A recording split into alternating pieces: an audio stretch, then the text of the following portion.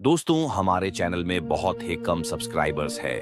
Please हमें support कीजिए। बहुत समय पहले भारत के प्राचीन दक्षिणी भूभाग में महेशमती नाम का एक विशाल और समृद्ध राज्य था।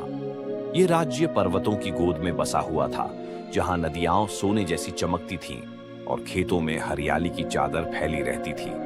इसी स्वर्ण भूमि में जन्म हुआ बाहुबली नामक उस बालक का, जिसे जन जन जन्म से वीर, मन से विनम्र कहा करता था। बचपन में ही उसकी आंखों में ऐसी चमक थी जैसे सृष्टि ने उसे खास उद्देश्य के लिए चुना हो। महल के सैनिक जब अपने युद्ध प्रशिक्षण का अभ्यास करते तो छोटा बाहुबली चुपचाप खड़ा होकर उन्हें देखता और हर कला को मन में उतारता जाता। महज 10 वर्ष की आयु में उसने इतना बल, साहस और संतुलन हासिल कर लिया था कि कोई भी बच्चा उसके सामने ठहर नहीं पाता था। लेकिन उसकी खासियत केवल शक्ति नहीं थी, उसका हृदय दया, न्याय और इज्जत से भरा हुआ था। महल के नौकर से लेकर राज्य के सर्वोच्च मंत्री तक हर कोई बाहुबली को सम्मान देता था। समय के साथ बाहुबली का शरीर सिंह जैसा मजबूत होने लगा। उसकी ऊंची कदकाठी देखकर दुश्मन भी डर जाते, लेकिन उसके करीबी जानते थे कि वह दिल से बेहद नरम था।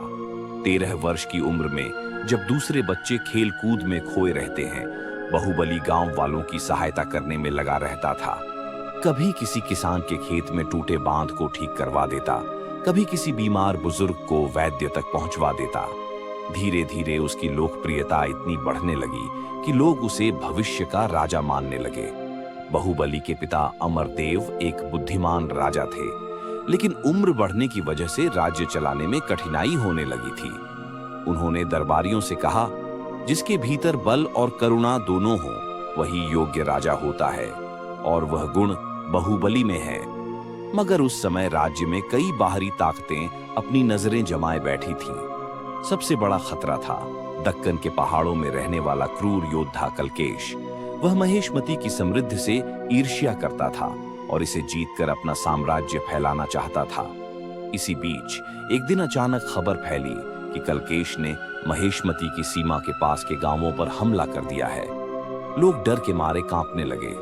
महल में अफरा तफरी मच गई। ऐसे समय में युवा बाहुबली ने दरबार में कदम रखा और दृढ़ आवाज में कहा, पिताश्री, मुझे सेना का नेतृत्व करने दीजिए। यह युद्ध केवल भूमि का नहीं, हमारी इज्जत का है। राजा अमरदेव ने गर्व भरी निगाहों से उसकी ओर देखा और कहा, आज से तुम महेशमती के सेनापति हो। बाहुबली ने युद्ध की तैयारी किसी साधारण योद्धा की तरह नहीं, बल्कि एक सच्चे नेता की तरह की। उसने सैनिकों से कहा, हम लड़ेंगे ताकत से नहीं, एकता से। उसकी इस बात ने सेना के भीतर नया जोश भर दिया।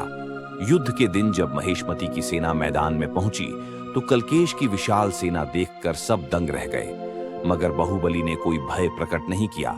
वह सबसे आगे खड़ा रहा। उसके चेहरे पर दैवीय तेज था, जैसे स्वयं शक्ति उसकी रक्षा कर रही हो। युद्ध शुरू होते ही बाहुबली ने अपने अप्रतिम कौशल से दुश्मनों की रणनीतियां ध्वस्त कर दी। उसका हर प्रहार सिंह की दहाड़ जैसा लगता था। कलकेश ने जब उसे देखा तो समझ गया कि यह लड़का साधारण नहीं है।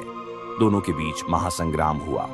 तलवारें टकराईं, धरती कांपी, आसमान में धूल उड़ी।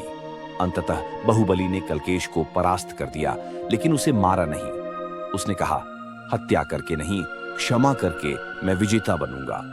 यह सुनकर कलकेश की आंखों में पश्चाताप उतर आया और उसने हथियार डाल दिए। बाहुबली की जीत से राज्य में उत्सव मनाया गया। लोग उसे महेशमती का वीर रत्न कहने लगे। इसके बाद राजा अमरदेव ने सार्वजनिक सभा में घोषणा की, आज से बाहुबली महेशमती का उत्तराधिकारी होगा।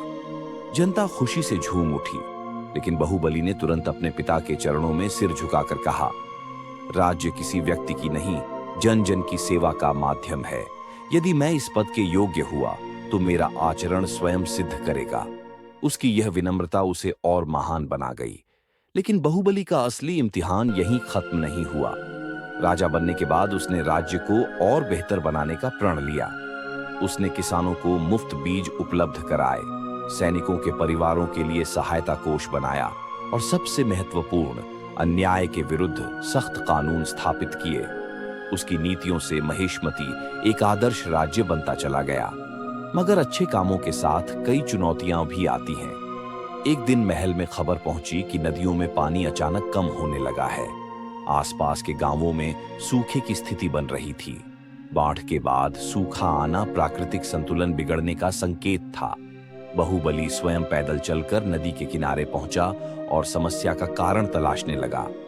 जांच करने पर पता चला कि पहाड़ों से आने वाली एक प्रमुख जलधारा को किसी ने पत्थरों से रोक दिया था ताकि पानी महेशमती तक न पहुंचे। ये किसी बाहरी शक्ति की साजिश थी। बाहुबली ने अपने खास सैनिकों के साथ पहाड़ों तक का सफर तय किया। घने जंगल, खतरनाक खाइयां और जंगली जानवर रास्ते में थे, लेकिन बाहुबली बिना डरे आगे बढ़ता रहा। आखिरकार उसने उस गुप्त गिरोह को ढूंढ निकाला जो जलधारा रोककर राज्य को कमजोर करना चाहता था।